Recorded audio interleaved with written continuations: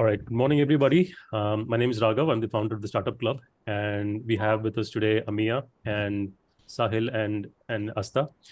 So before I proceed, I want to give a context on what this is. Like we conduct this startup pitch workshop on a monthly basis. So every month we have this session where we bring in a founder who's ready to in pitch to an investor, and we have Amiya who's going to be the investor today. And we have like 15 minutes till when till for the founder to pitch their product, and then after that we have a discussion. So everybody else will be on mute, and you're just spectating the event, and it's about like the founders like having a pitch and a conversation after that. So with that, like I'm gonna hand it over to Amiya. Yeah, Amiya, Okay. if you can start with an introduction to yourself and then go. Sounds good, Raghav. Thank you. All right, guys. So my name is Amiya. Got years of experience being a consultant. Was a product manager at a couple of MNCs, and then from there on went on to start my own thing and took an exit from there, and then moved on to advising startups, mentoring startups, and then joined a micro VC firm. And since then, I've been with Juvian Ventures, where we work with early stage startups, essentially to assess the investment readiness and facilitate investments. And there is a bit of a shift that we are working through right now, but that's my short introduction.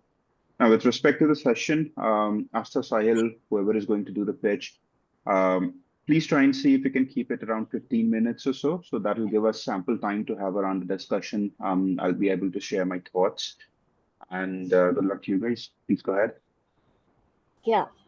So thank you. Thank you for this introduction. Thank you for giving me this opportunity. I'll start with a small introduction for me about me. I have all in all 8-9 years of experience. I'm coming from an oil and gas engineering background, but have a varied experience with the corporates like Shell. I've been into the data business intelligence role, then later moved to public health sector, working with Wadhwani and then Ministry of Health, building their AI in healthcare.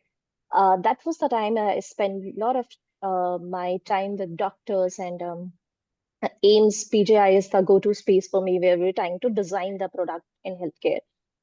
Me coming from there are a couple of doctors in my family too. So I have always seen the healthcare space mostly from the one who provide the care.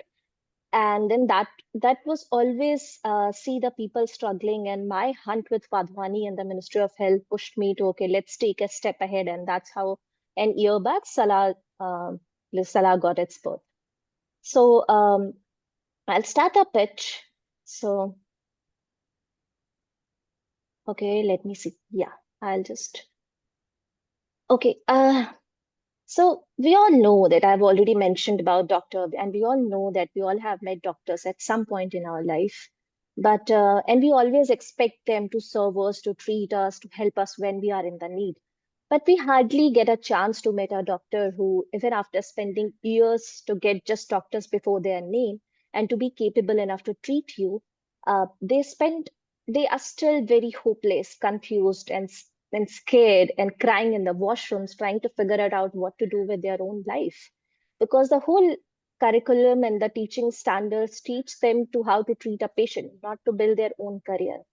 And this is not just the story of one or two doctors, and not the story of my brother. It's a story of so many doctors and the early doctors now coming out and say that how much they are struggling and scaring away from going to this healthcare system.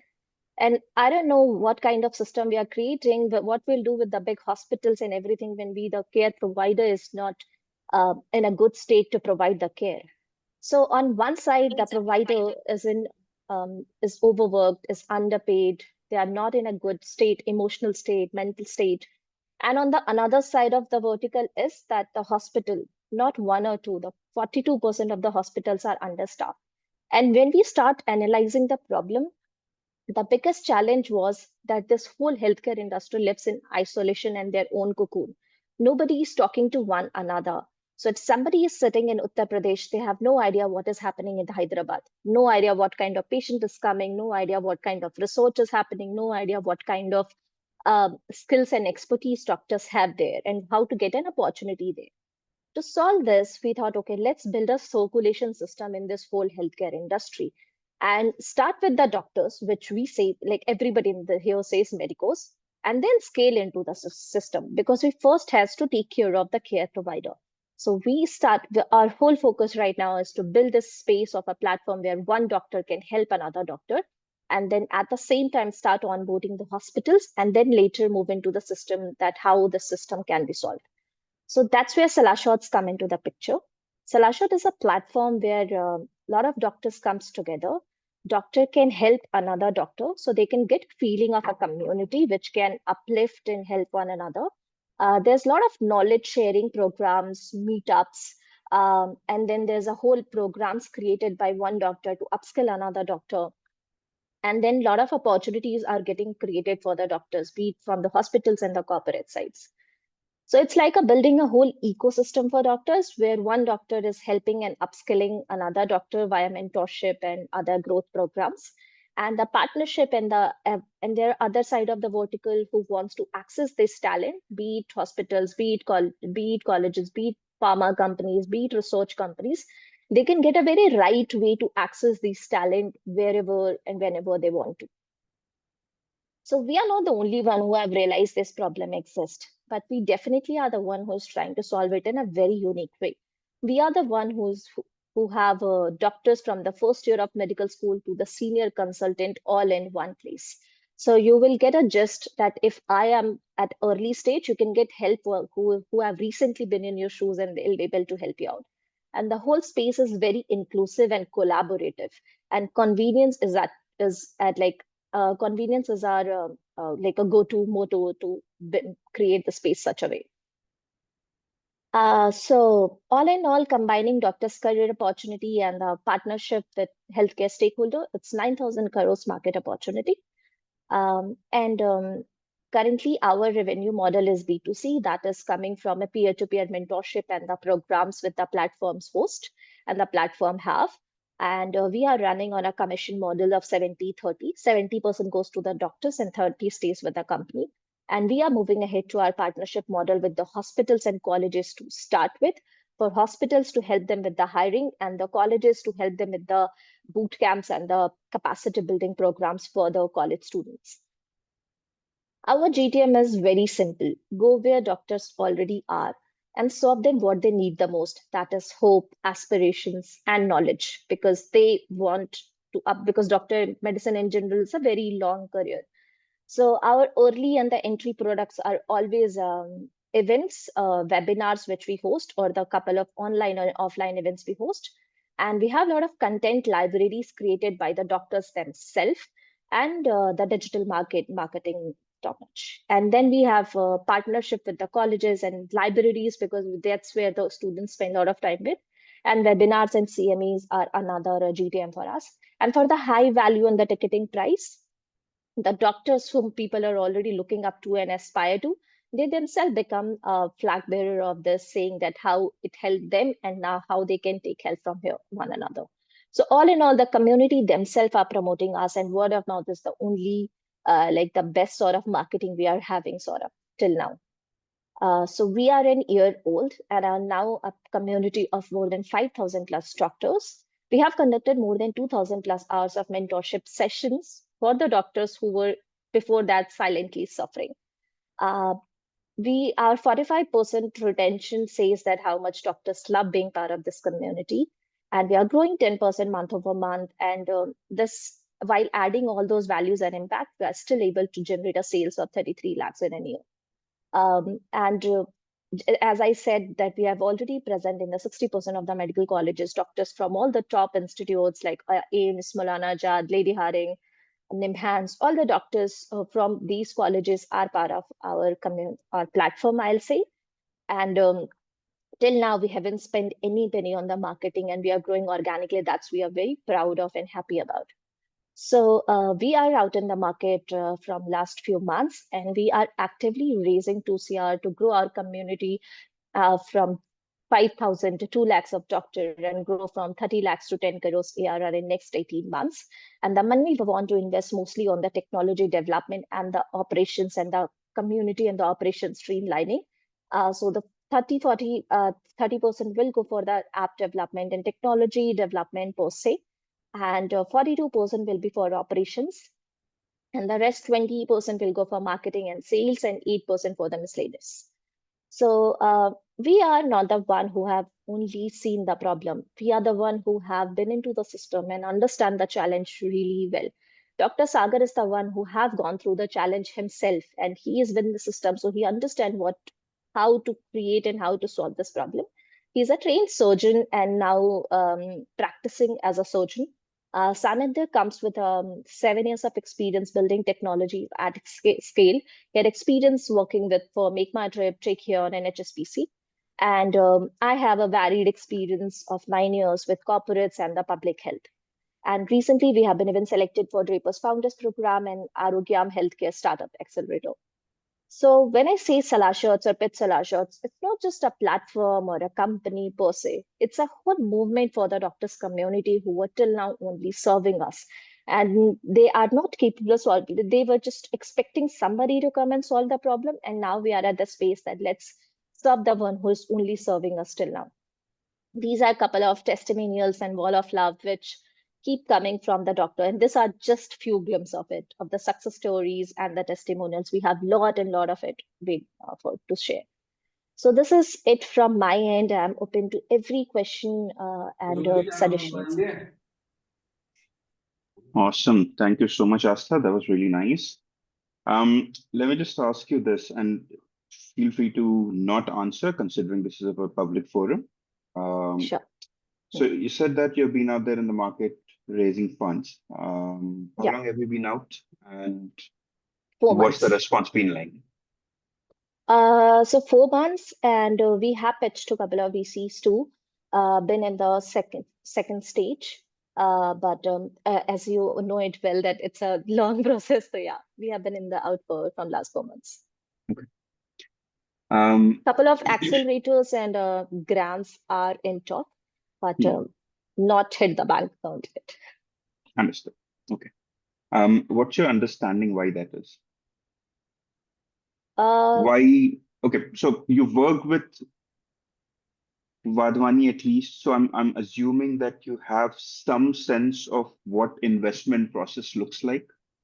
Right. Right. I'm assuming that you're also aware that when you're looking at the investment process, there are opportunities that every investor looks at and feels a certain level of FOMO and feels like I do not want to miss this. Right. Okay. Now, why do you think you have the response you have, and what do you think you will need to get to a point where when an investor is looking at this, they start feeling like I want to get on this immediately? So there are a couple of like line of thoughts which we are receiving from like a couple of investors.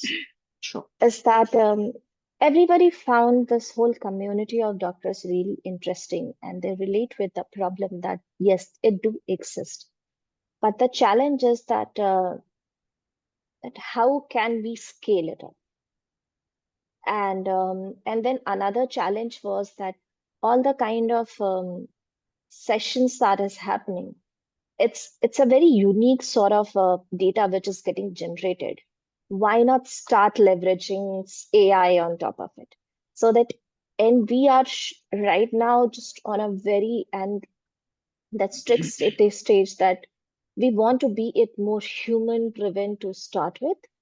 I'm not saying that that will be the future for the after 2 years, but the right now the pain your customer have, that is not AI to solve it. That's more sort of help towards the human centric. So that's to keep our customer point of view. We are staying away from that feedback to rushing to the AI component of incorporating it. And second was that how this P2P can scale, because after a level P2P become a challenge that we too understand. So P2P is just one sort of product which we have started it. There are other line of product we have already also started working on, that is having our own set of products in place. that is coming as a partnership with the colleges and all. That's very raw right now. So the feedback is that let's deploy it with one or two colleges, and then we can have our next conversations. So that's still in the ideation part. So one was AI, which we will definitely use, but not to start with, because our customers don't need it, and we don't want to put our money right away on that. The second was on the scaling. And the third one was that why not you're entering pharma? And we even got some interest from the pharma companies that how we can access these talents. Because if I say that I have like 700 radiologists, so many like pharma companies will be interested in. So, but we are holding ourselves right now because the company motive and the problem is for the uh, doctors community per se to solve it.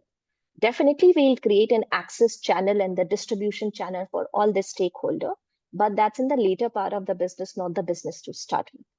So initially, the investors which we have to now come into interest with is they are interested in what could be the initial revenue model to start with, and our per se is that the initial time will go into this nurturing and creating this community per se on your platform. Keep them engaged, give them what is needed, and that is going to take time of an year and two until unless it reach a substantial level, and then there was a lot of product line and the access channel will be start creating on top of it. So yeah, that's where the challenge going on, that what path to take, because if we listen to our audience and the customer who is paying us right now, they have a different sort of requirement and need, and the world have the difference. So that's where we were also going ahead, what to do and how to take the next step. Understood. Okay. Let me also ask you this before I start talking. Okay. Yes, please. So let me ask you this. Why do you need to raise the money? What happens if you don't? So, so till now, company is not burning money. So whatever the company is generating, company is able to sustain it well. But the way I say that to scale it from here, that if company is able to take care of 500 sessions per month, if company have to, because there's a demand and we are stopping ourselves from doing that because of capacity. So if I have to take care of increase the number to 1,000 to 10,000 to 5,000, whatever, we need fund to do that and a team to support that.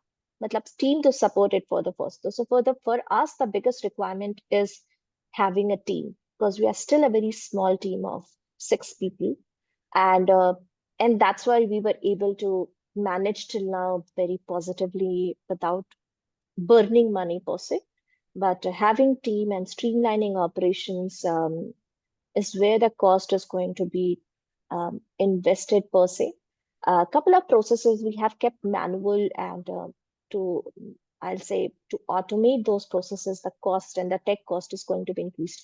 So till now we were going with this mindset, we'll only focus on building our distribution network and serving the people, not investing money on the tech, because that can any be built any point of time, because we understand where to put what. So from technology front, we have a very amazing team. Sahil and Sanit, they both have a very good experience of 6-7 years in this field. So technology is never a challenge for us. But we were decided that we'll not invest in it. So the technology and operation is one where the money we need, especially on hiring the people and building this. So let me ask you this very pinpointed. What happens if you don't raise the money? Nothing. Then the growth will continue on a bit like not that fast paced level, but we will continue growing. So rather than just growing at a speed of 40-30%, because now if like couple of people knows us, like in the healthcare industry, in the colleges, people know Salah name, they want to be part of it. So rather than right now's the time we can easily grow at a pace of 30-40%. We are growing at a 10% rate. So that would be the only problem. We'll grow like with this assumption, we might keep growing at a 10 or a, like 8%, but when we'll have the chance to grow at a 30-40%. Understood. Okay, fair enough. Thank you for all the clarification. So let me start sharing some of my thoughts here. Yes.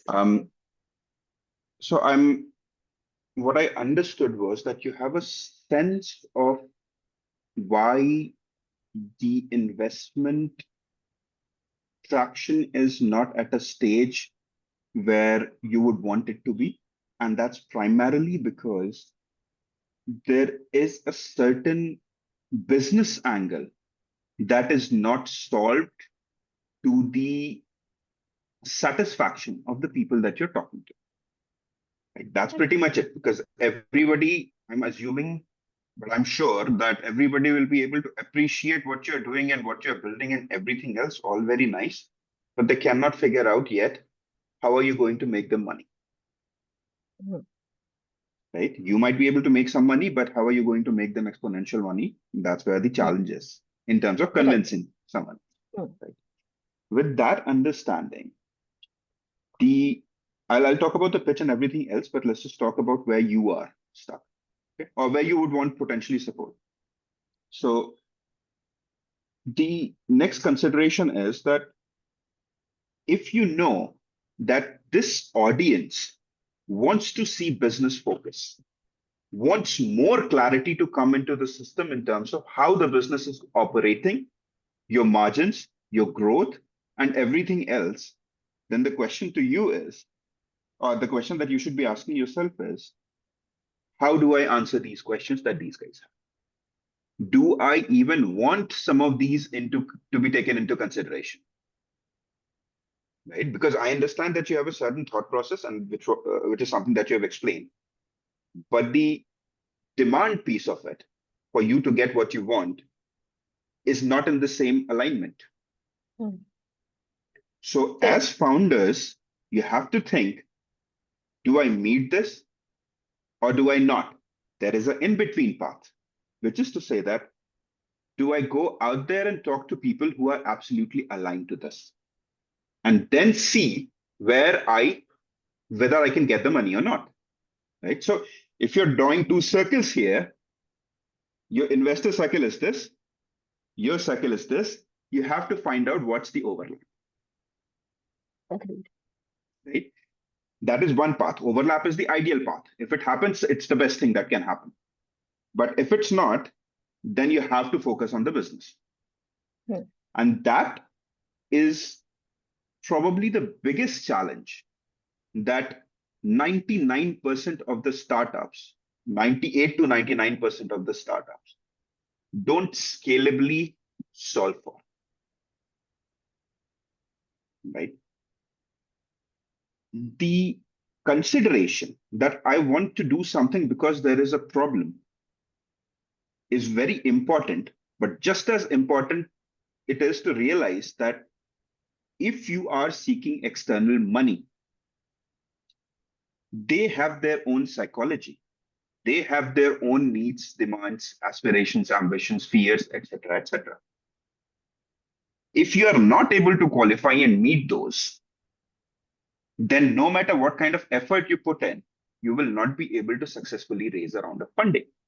And more importantly, it's not just about the current round.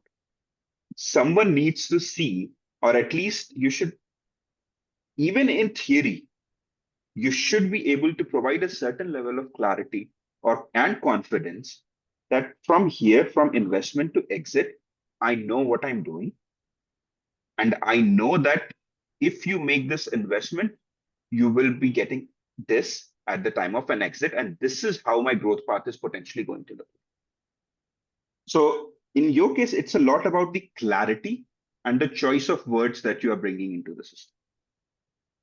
Okay. For me, I am 100% aligned to say that no product remains the same from the point it starts to the next phase, to the next phase, to the next phase. It's a continuous learning and improvement process, and moats can be built over a period of time. But the important question is that by the time you get to the next phase or the phase after, can you survive? If you can't survive today, how will you fight tomorrow? So in your case, the good thing is that survival is not a problem. But it also does not tell me how I can make an exit, which is better than 15 other startups that I am talking to. It's not just about what you are doing. See, as an investor, if I have to make, say, 15 investments, 20 investments in a year. Okay, that's my portfolio construction. I will be reached out by 1,000 startups. I have to make a selection of 20 startups. And I have a benchmark. Let's just say that as an investor, I've made one investment so far. Okay. Then I have a benchmark. You have to be better than this. You have to show me that you can give me returns better than this. Understand this. Investors are money managers, right? Again, different kinds of investors. So there are some impact investors, some CSRs, this and that and whatnot. At the end of the day, what every institutional investor is a money manager, right? Unless they have an impact investment. But I don't know how you are classifying yourself as a startup. Are you looking at an impact angle or not? But if you are, that's where you probably have most probability of landing an investment, because otherwise everybody else is potentially going to look at it. What is it that I'm looking to underwrite? Distribution understood, but no exponential returns. Technology not existent as much, right? So what am I looking to underwrite? Team, sure, you have some material there, but is it better than 15 other startups with their own with their own expertise about what they are doing, right? So when you're asking a bunch of these questions to yourself, I'm hoping that you would start to see a picture that puts you in a place where you see what should make sense for you as a startup. Do you really want to focus on certain things or not? And that is primarily business. If you do decide that you want to focus on business, a lot of these things will change. Okay. But my experience, my observation has been pretty much the same, that if the business cannot give me the confidence, I'm not making investments. I'm happy to root for you, make connections, do XYZ things, but I'm not putting in the money. Okay. Now, that's my overall thought for you to think about. How do you want to shape your startup? Now let's take a look at your problem statement. If you can just go up on this slide. Yeah.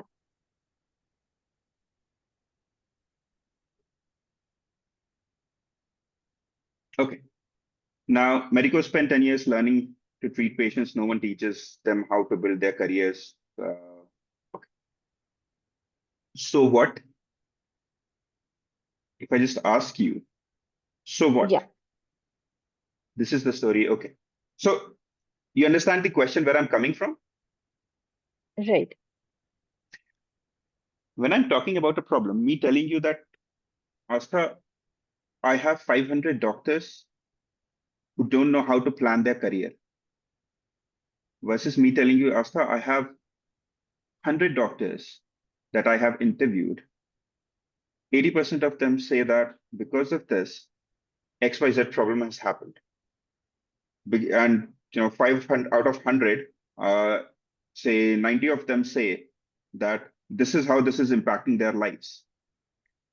100% of the hospitals who have employed them say that this is the reason, or this is the metric that makes us think that this problem needs to be worked on. So when you're looking at problem, most people think of observations as problems. Observations are not problems. Problems can be quantified, right? World hunger is a problem, but are you contributing anything towards world hunger? Am I actively? But if I were to say that, if let's just say tomorrow the government says that, boss, everybody gets $1 million a year if you are doing XYZ things to solve for world hunger, 90% of the youth will leave everything that they are doing and they will start working on this. Because now it's quantified and it's rewarded. So what I need to understand is that when you say 33% medicos face burnout or depressed, what is the impact of this? When you say 42% of the hospitals are understaffed, these are observations. What is the impact of this? Right? Because of understaffed, 500 people a month or a week, they are not able to receive medical attention. Right. The right care is not reaching from the hospital is not able to provide care because the doctor is not available, and the doctor is not able to provide the right care because they themselves are not in the right state. Right. Now, observational metric is different from impact metric. So dig a bit deeper to see what those impact metrics, and those need to go upfront. Someone needs to be able to relate to you in your first slide to say that I understand this problem. Okay. Now, having said that, your solution then directly needs to cater to how the impact metric gets resolved. Let me also ask you this. When you talk about the career growth of the medical professionals, there are a few factors that are probably well known but not well accepted. That most hospitals, clinics, etc., they operate more as a business. Right? Every hospital's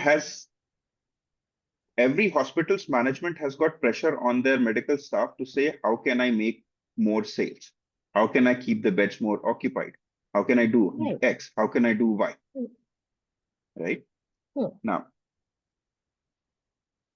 doing the right thing as a doctor or as a medical professional versus meeting the requirements to survive and sustain in an organization that has business as a focus.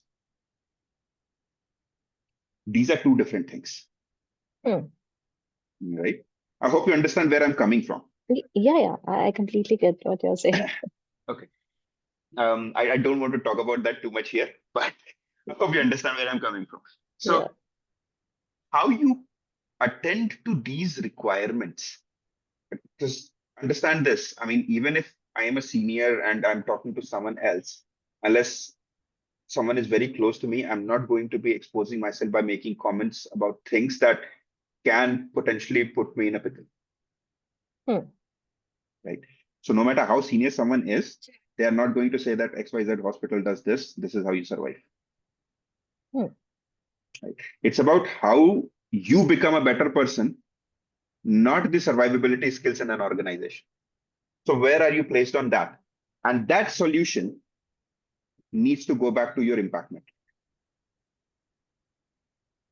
You understand what I'm saying? So career is one thing, but how does this relate to my impact metric?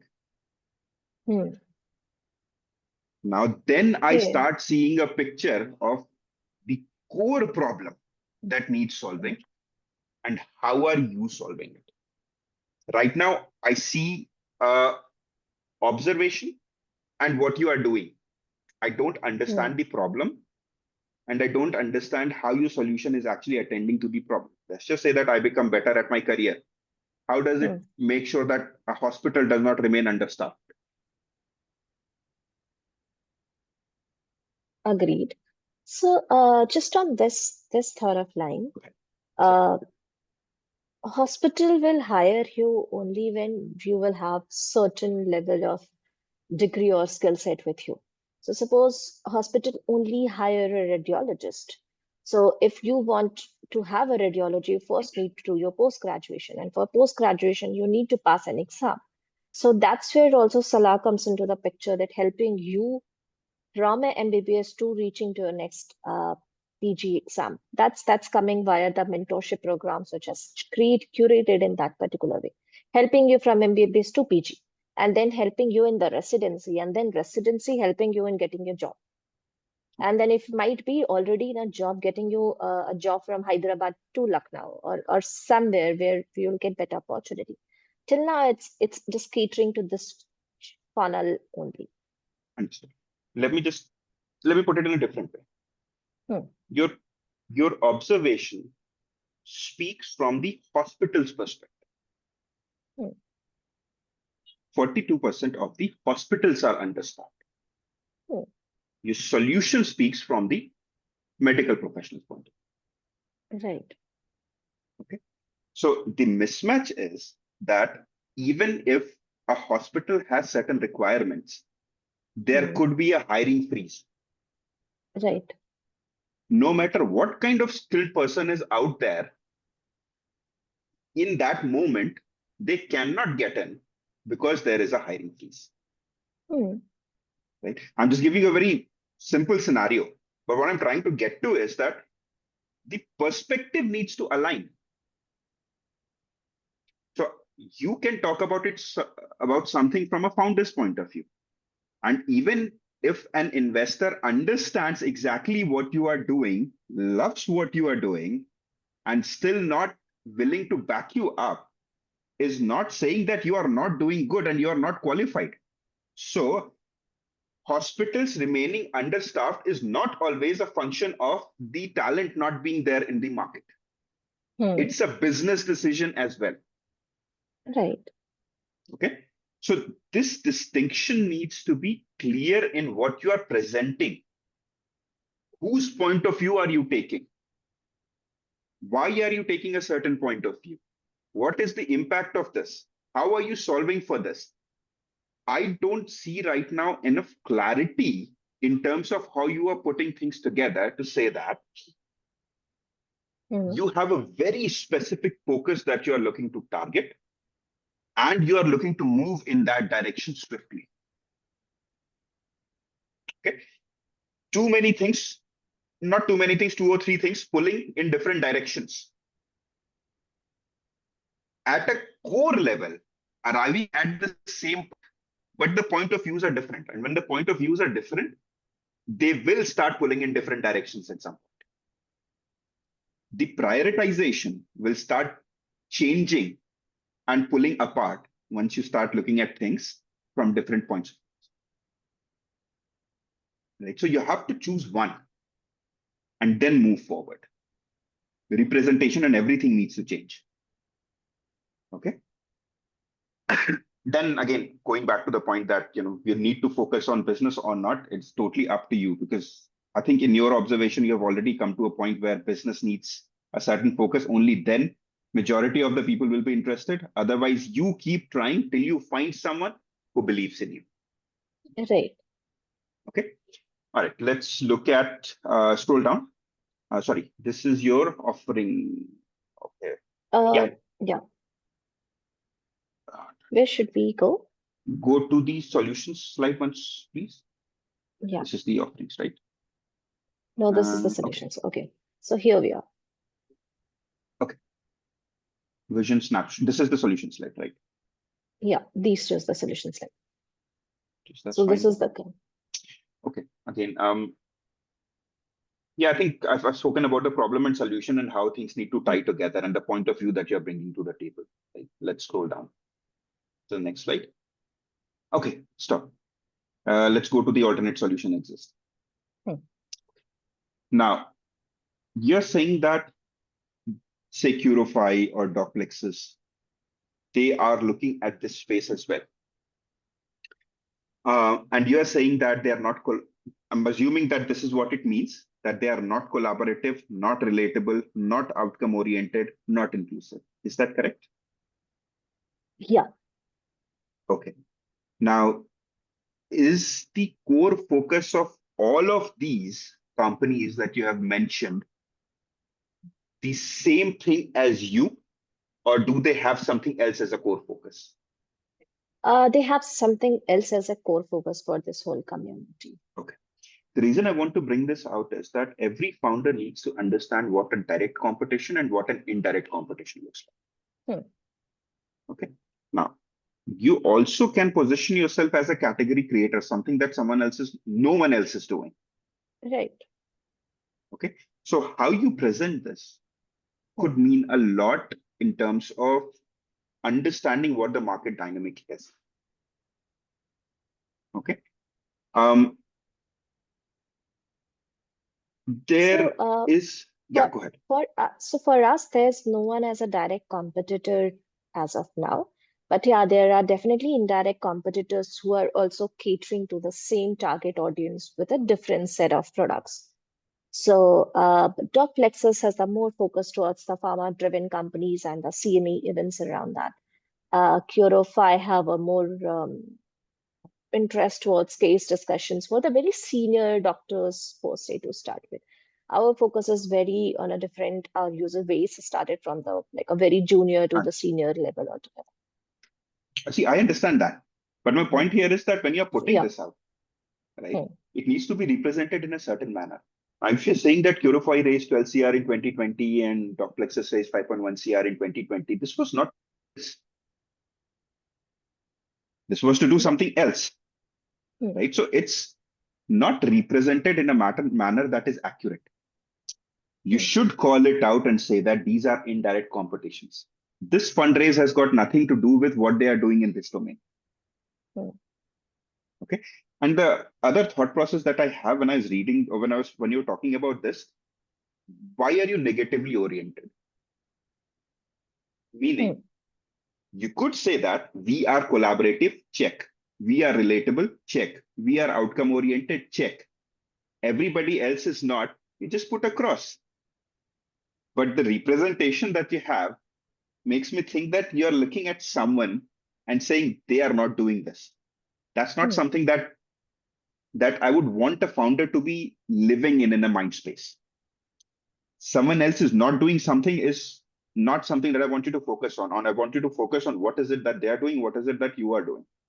Hmm. Are you able to relate to? I love the point when you said that there is a pull in terms of what your customers want versus what these investors are asking for. I love your customer focus, but that focus Hmm. needs to be positive, right? It's a That very is not a minor club. point. Most people are not going to talk about this, but it speaks volumes about how you think about certain things, right? How Noted. much Yeah, negative definitely. do you see,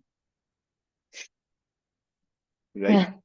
Yeah. So I would much rather want you to phrase this in a manner which is accurately represented and Hmm. reflects you in a better light rather than someone else in a bad light.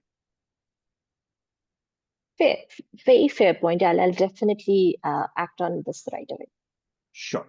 Okay, let's move on to the next one. All right. So this is, I'm assuming, your market sizing slide. Yeah, market size. Okay, so help me understand, how is this a 600 CR plus ARR opportunity?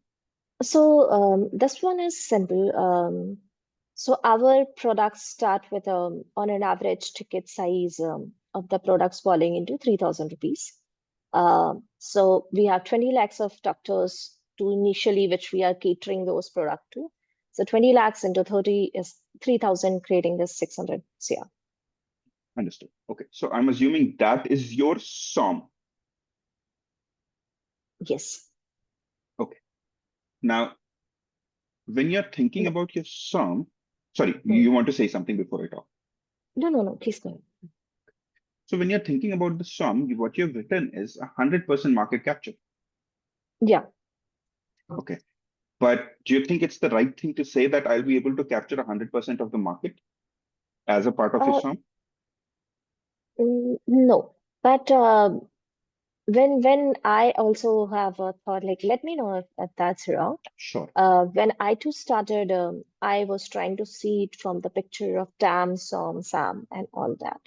Hmm. But then later, I got to understand that okay, 100% definitely is not the one to go ahead with.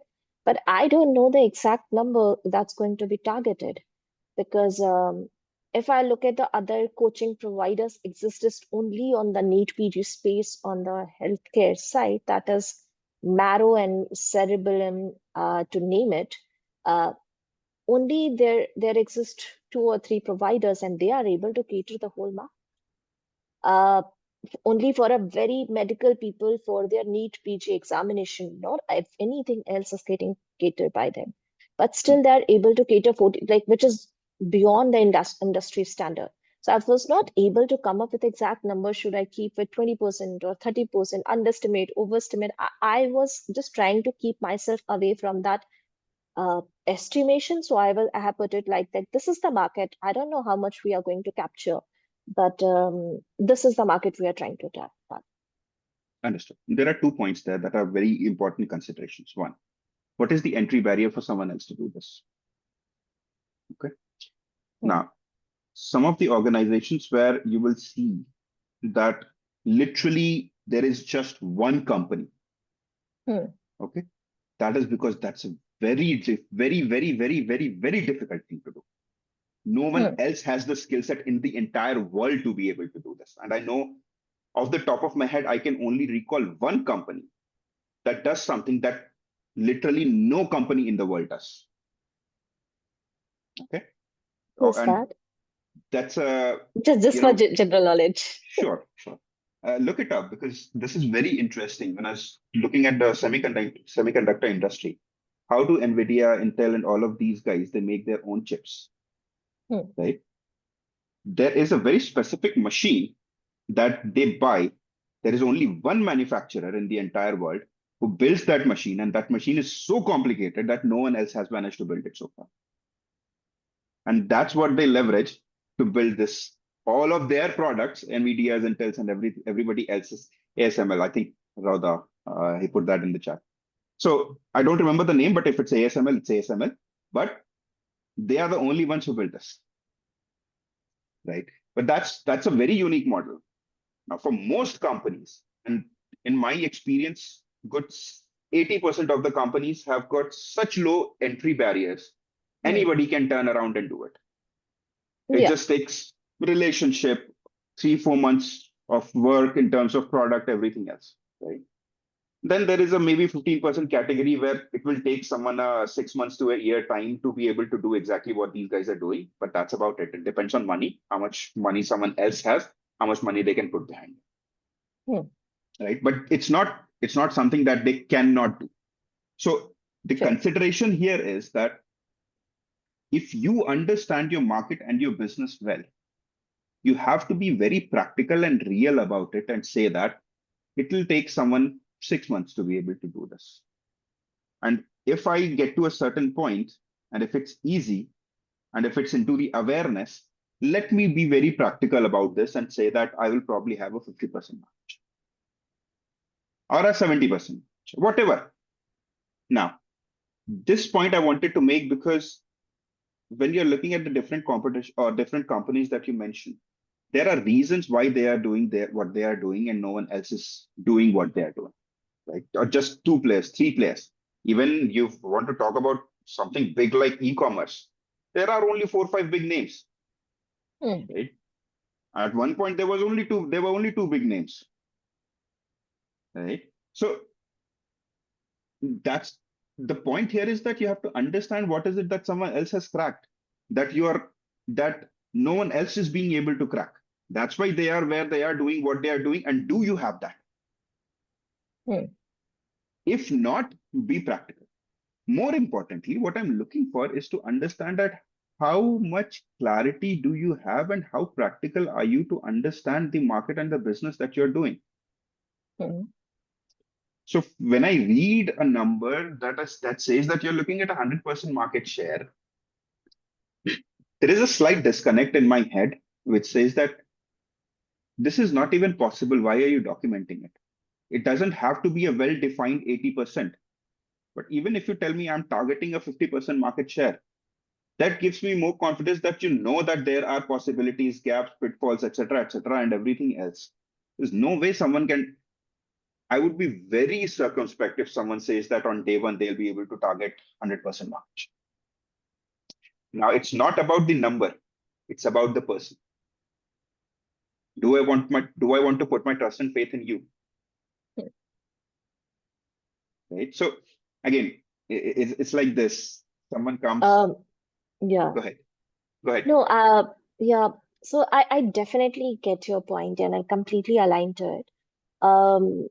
It might be just a way of presentation of things comes here.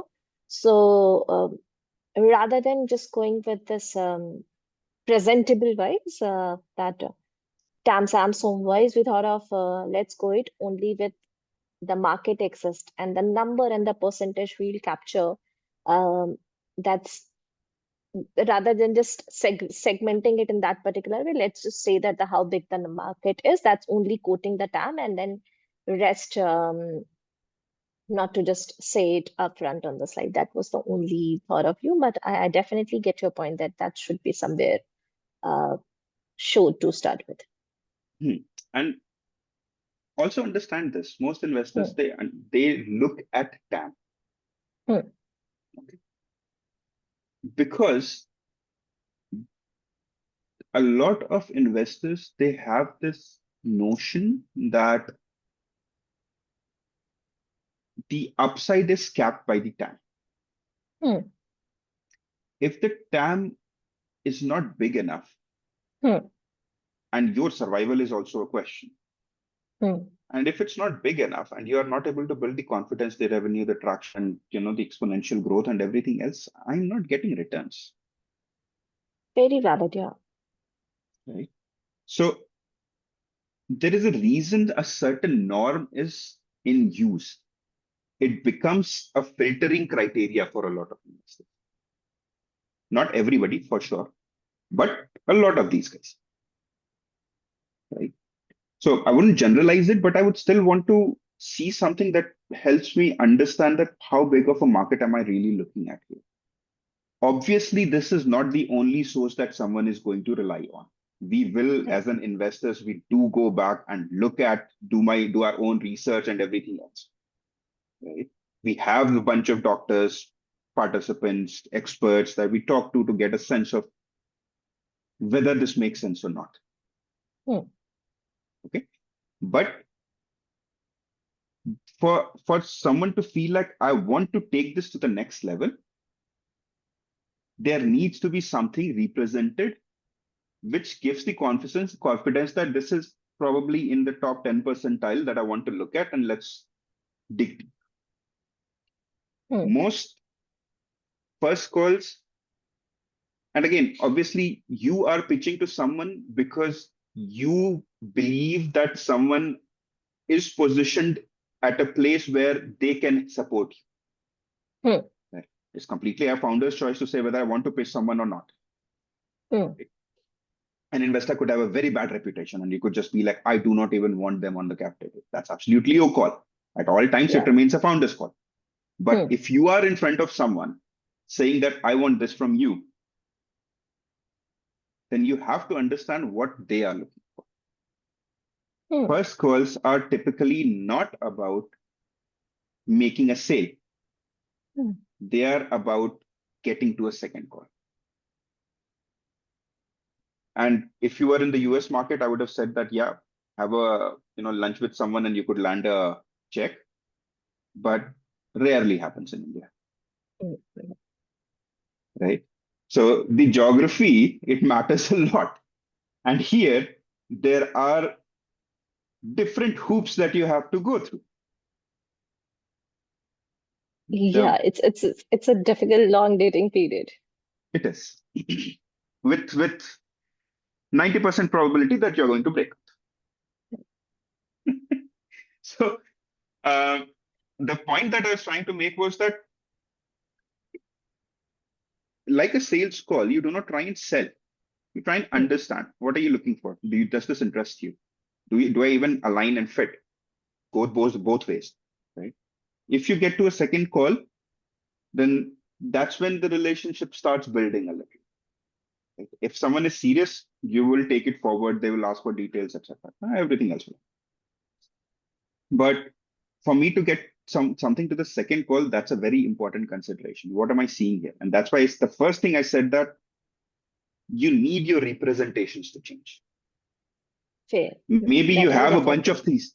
Maybe you have a bunch of things in place, but the way they are represented, they do not give me the confidence that this is something worth investing. Hmm. Fair. Okay. I'll Clarity. definitely. Yeah. Okay. So I'll not talk about the rest of the numbers, but Hmm. just understand that you need to be practical. You also need to make sure that it's not about what you feel. It's about you are here because you're telling someone this, right? If I don't understand this, what's the point? If I can't relate to this, what's the point? So a lot of times what we say and do is not because I feel that, it's because I want someone else to understand. Hmm. Otherwise, everybody reading a textbook would understand everything. Why do you need a teacher? Because the Right. teacher tells the same thing in a way that you understand. Hmm.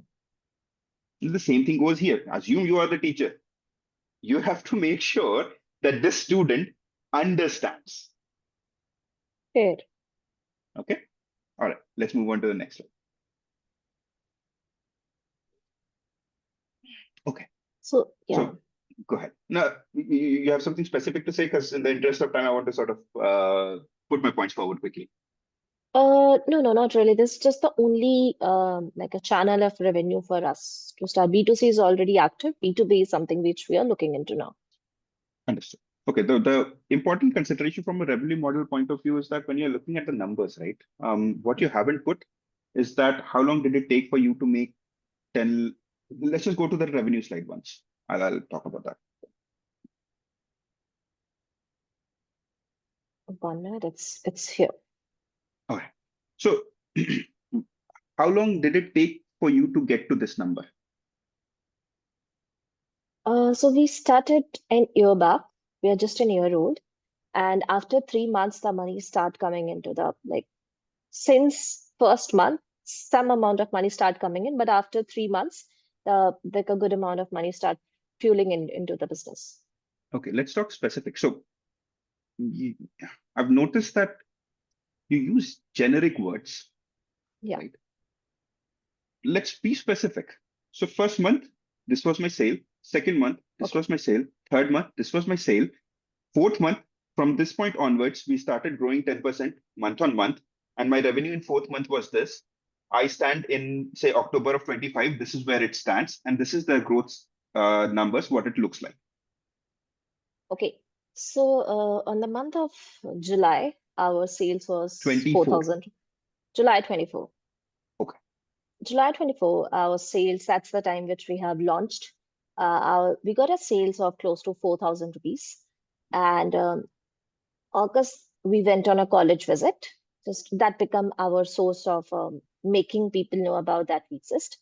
From that month onwards, our sales number started increasing. So August, it was close to 12, and then September, we have crossed 1 lakh rupees. And then from August to September onwards, we were making a stagnant sale of somewhere close to 1 lakhs to 1.8 lakhs, like increase and decrease somewhere on this number. Sure. That was the number till the 2025 April. And uske baad, from May, June, July, the sale have crossed 2.5 and 3 lakhs. And October, September, we have made a sales of 3.5 lakhs. Understood. Okay. Now understand this. You are an operational business. You are not at an ITS stage. You're not an MVP stage. You're not waiting to be launched. People need to know this. Every investor will ask you this. So when you're representing this information, business becomes a very crucial pillar on which every decision will be made. Right? So if I'm looking at quarter on quarter growth, is that number better? What are you doing that makes someone believe that quarter on quarter, these guys are growing much better than 10% month on month? Agreed. But for us, there's two things to look into from the growth terms. Sales is one thing for sure, but there's another metric also, that how many people and the hospitals are coming, or I'll say colleges or institutes you are capturing day by day as well. Because when we started, there was a hardly 100 people part of it. Now the 4,000, 5,000 people part of it. Sessions are increasing, the number month on that too comes on the growth metrics rather than only the sales component. Understood. And that's fair. And that's where the most important point comes into the picture, that where do you want to focus? You have an audience that demands X. You have a certain focus on Y. You find that overlap. Or if you really need this X, you have to realign. You cannot expect X to realign to Y, supply and demand. Okay. So the reason I'm saying this is because you are here looking for money, and you will be out there looking for money. It's a question still open for you to make a decision. How, why, what, from whom? Okay. But as long as you are out there in the market, people will want to know this. Okay. Same example, world hunger. Government starts giving you $1 million, 90% will do that because money is involved. They like it, they don't like it, doesn't matter. Everybody is getting $1 million that nobody has probably seen in the past 10, 15 years of their life put together. Right? Money, no matter how bad connotation it holds, is very crucial for your survivability as well and for you to grow as well. So I could have very well just asked you a follow-up question early on in this conversation and said that, Astha, what is it that you can do as a hack to grow? Why do you keep saying that I need team, I need people, I need this, I need that? Why are you not thinking like a frugal founder who wants to remain bootstrapped and figure out creative ways to do this? Can it not be done?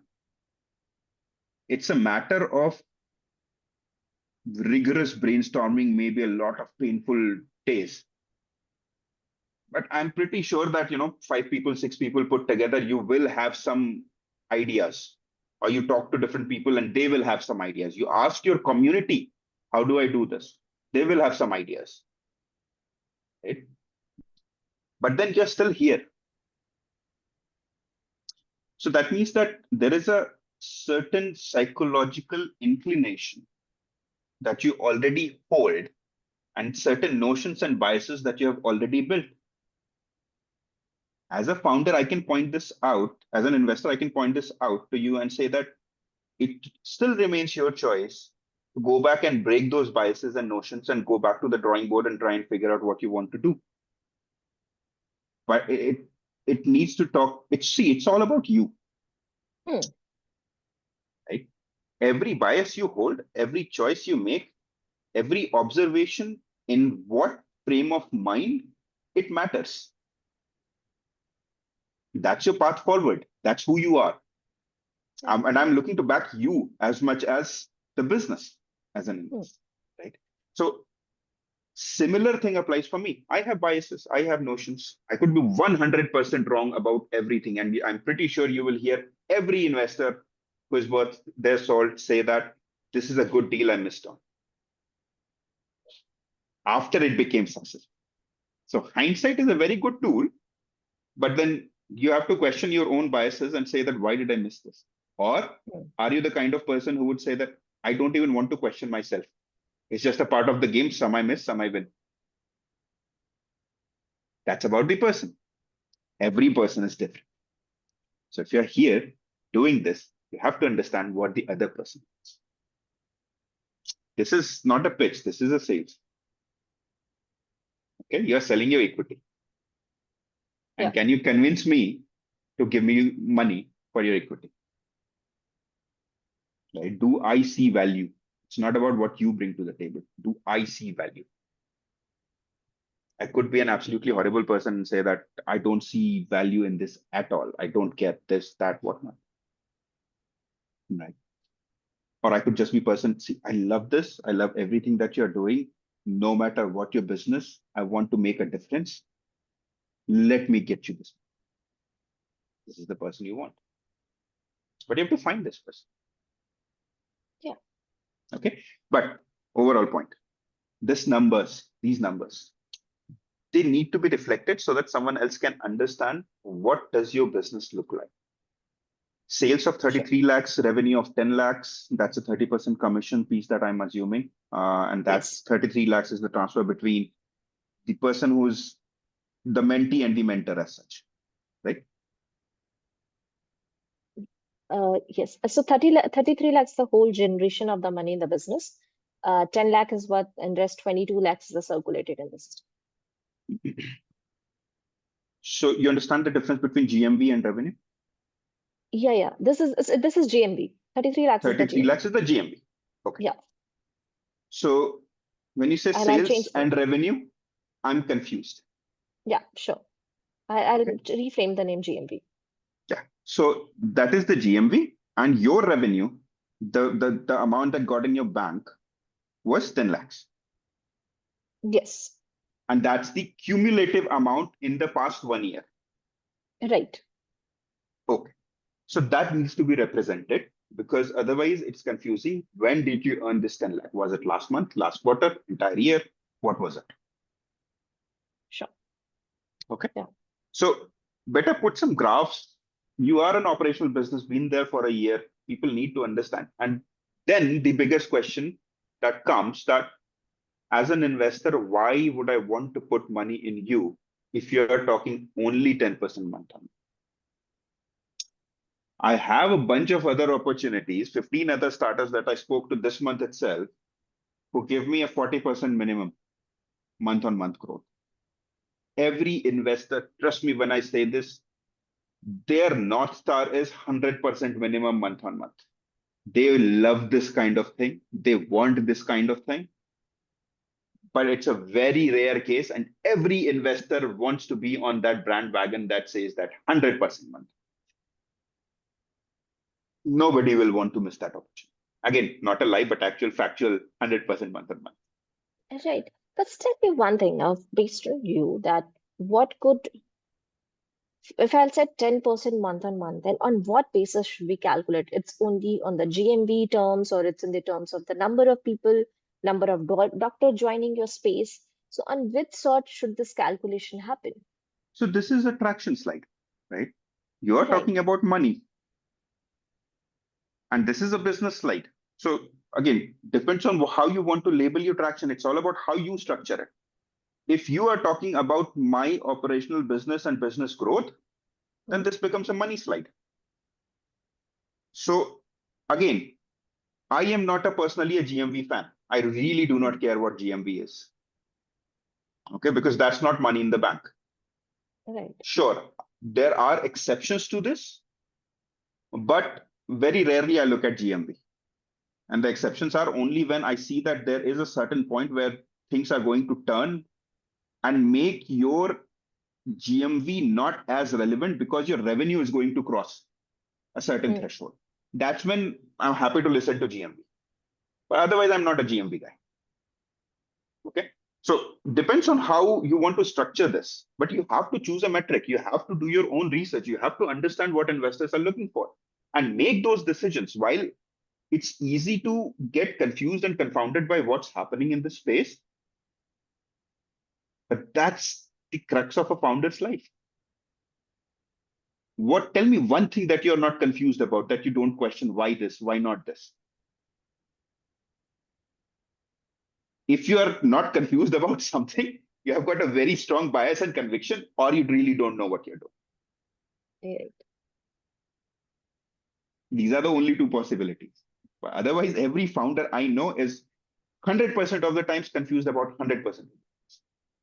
They are just looking for ways to figure out the risks, mitigate them, figure out things that are working, double down on them. That is just it. It's one step. You don't know what that step means. It's either good or bad. It's good. You figure out how to double down on that. It's bad. You figure out how not to do that again.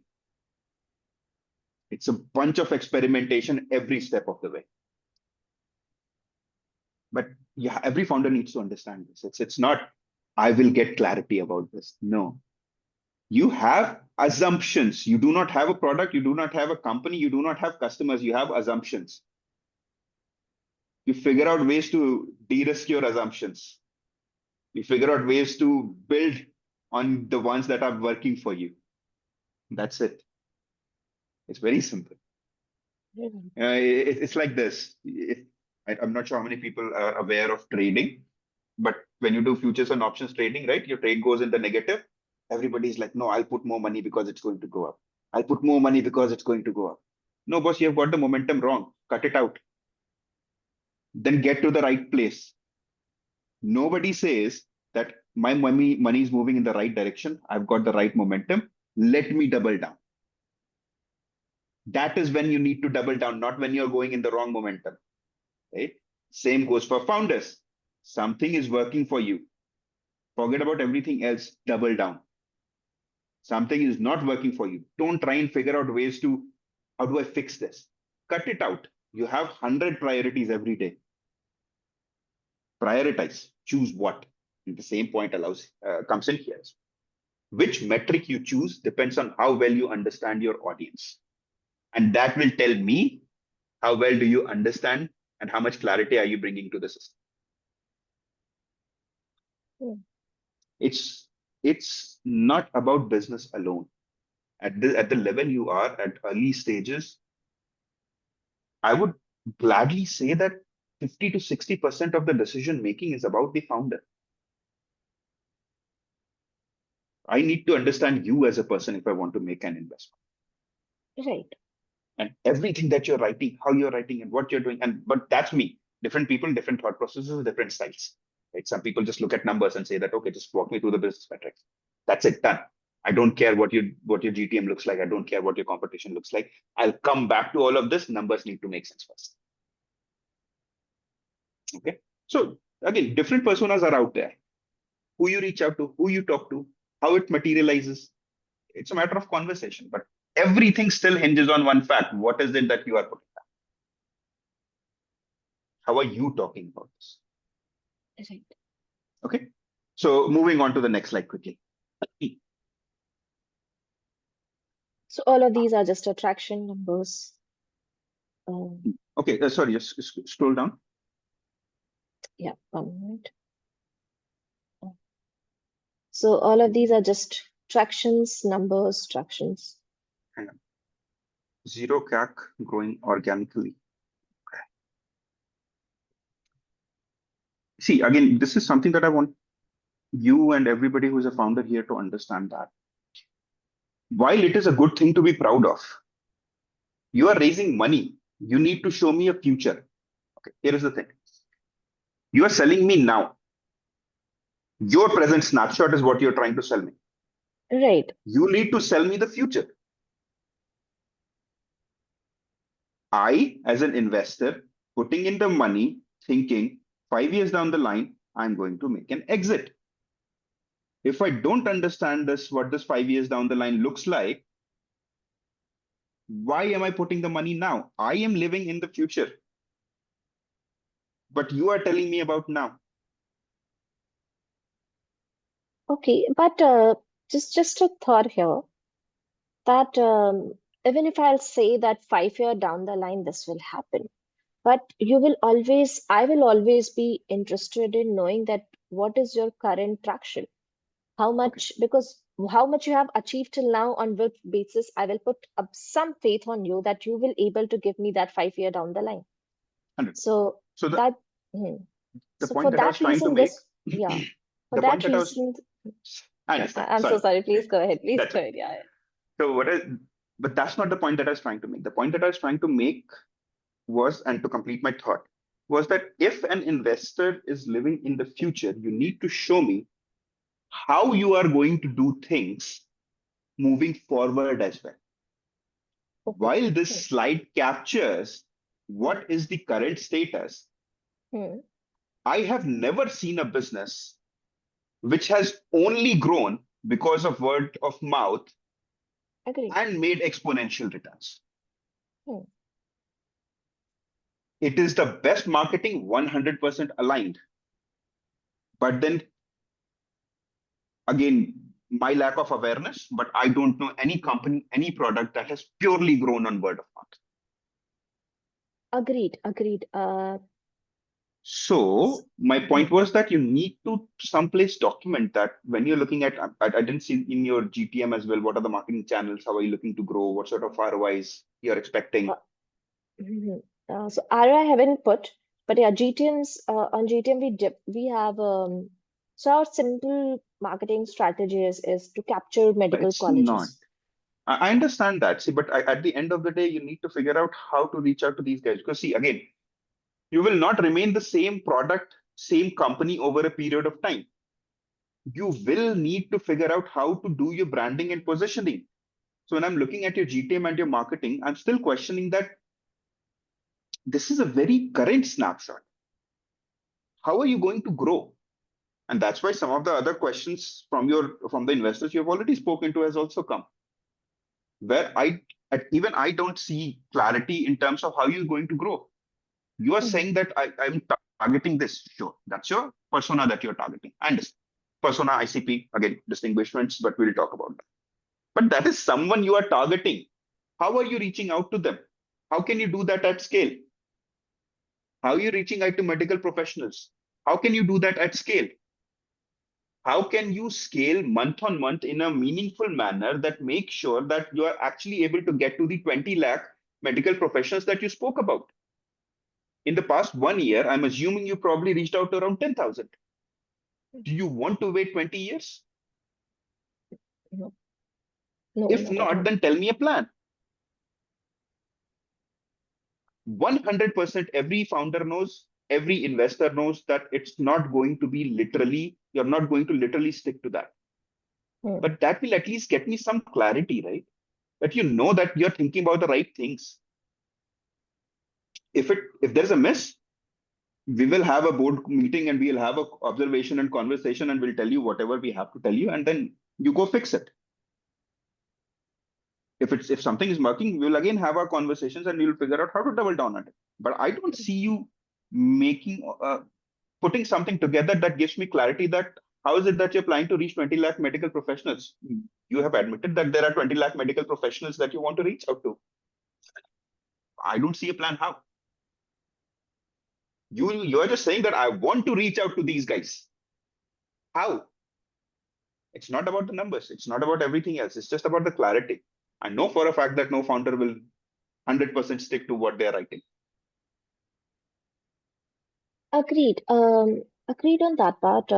But for us, colleges, when I am talking about colleges, comes in two forms. One via the college events or the webinars we host in the colleges.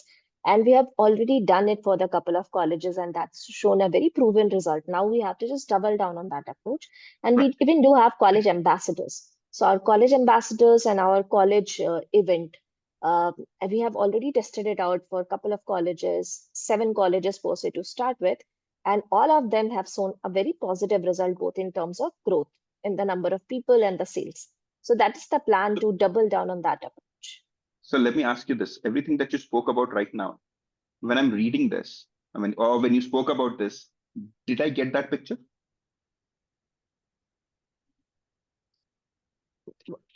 I didn't hear anything about ambassador program earlier, right? I didn't hear about that. I've already spoken to a couple of colleges. We just need to double down on this. It was all about, this is who I want to reach. More often than not, you're not going to get a 15-minute first time face call, right? You're just going to send something. If I'm reading this, assume just, you're not talking about this. If I'm reading this, how do I get all of this information? Right. So it's again, representation. You have representation. So my sense is that you have a bunch of things, but you haven't put it in a manner where it could start to build confidence. Again, I don't know enough, so I wouldn't be, I wouldn't say that I understand and I know everything. But based on this little conversation, where I have been talking majorly, not listening enough, but whatever I've listened to, I understand that at least I have a sense that you have some things in place, but you need to put them properly and you really need to figure out how business aligned you want to be as a company. If you understand the meaning of that one word, that just tells you customers, business, customers, business. They don't necessarily have to be different things if you can figure out a business model where both are aligned. But then again, this is where your entire challenge is in terms of fundraising. As a business, you're good. You can survive. You can do whatever you want. Right? Okay. So my last point here, perhaps, when you're talking about your GTM and marketing and everything else, as much as it's important for you to be real and practical and in the know, in the now, it is also important to provide some clarity in terms of how are you going to grow.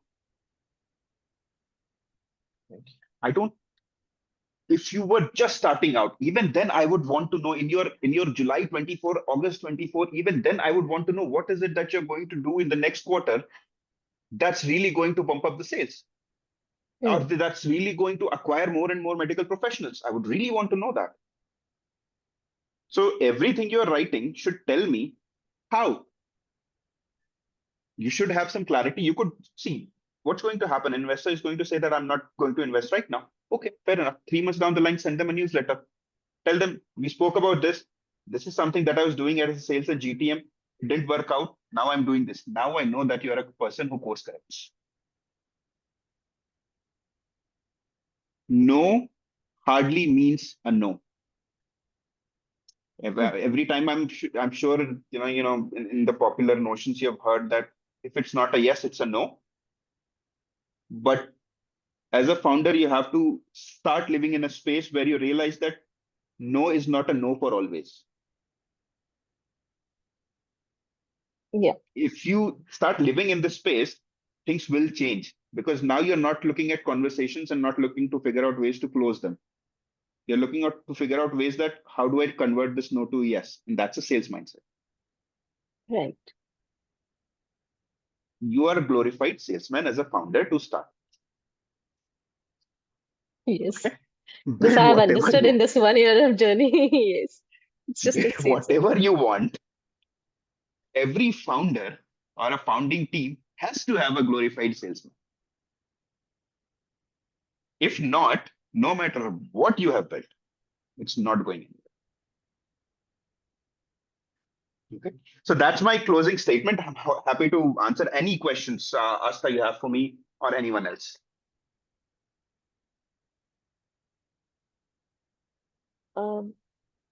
Nothing as of from my end, but yeah, that point I'm definitely taking back to ponder upon a lot, that how to find the right subset for the business and for your target audience, and how to realign things. And for the presentation part, I am definitely going to change it, because this is the first time I'm getting the like a direct point of thought that when you are reading this book, how much stories you are able to get. So it's more about that even the story must be interesting. It's not presented well. Plots are not organized well to get the information that hooked. So I will definitely gonna make change in that. I am so very, very, very thankful to you for Thank Raghav. doing that. Yeah, Raghav for sure. But you also just giving so much My time pleasure. there and helping me show the other side of the story, that how they understand from my storybook. So yeah, definitely. My pleasure. My pleasure. All right. Thank you so much, Raghav, for organizing Yeah. this and giving me space this time. Really, really, really appreciate it. Yeah, absolutely. That's the whole point of this program. It's like we see all, like I've seen so many people, like I've been doing this for the past 3 years. I've seen so many people doing cool things in the dark, but they don't know how to integrate themselves into the ecosystem. And we're trying to do this 1 hour thing. Amiya's time is also valuable, so we're trying to make the most out of like the time of the people involved, because your time is also valuable. So we're trying to do this to educate others, because we want to have more of these conversations going on. So if any of you is interested in like being part of this, if you want to like participate in this, there's a link to this. I've put it in the chat, the startupclub.info. That's our website. You can go there, and then you can set up your like register for the pitch workshop, and I'll reach out. And also, like, we have our own app. We've been working on this as a team for the past year, since January. And so you can download the app at clickin.com, CLIKKIN.com. And I would love to get some feedback. And yes, this will be posted as a recording on our YouTube channel, a link to which is also on our website, the startupclub.info. And yeah, I think that's about it for now. Thank you so much, Amiya and Astha. We'll connect again next month. Sorry, Raghav, let me just put my LinkedIn in case someone wants to connect. Yeah. That will be helpful to them, hopefully. You are definitely getting a request from me. Thank you. Thank you. Yeah, right. And also we have a Telegram channel where all of these updates are also shared, and I will be, like we have links to Amiya's profile also on our meetup. All of this is on our website. Yeah. All right. Awesome. Thank you so much, Raghav. Thank you so much, everyone, for joining in. And also, thank you so much for taking the time and being very considerate to go through all of this. This is for me. And awesome. All right, guys. Thank you so much. Happy Diwali, everyone. Bye. Happy Happy Diwali. Diwali in advance. Bye. Yeah. Bye.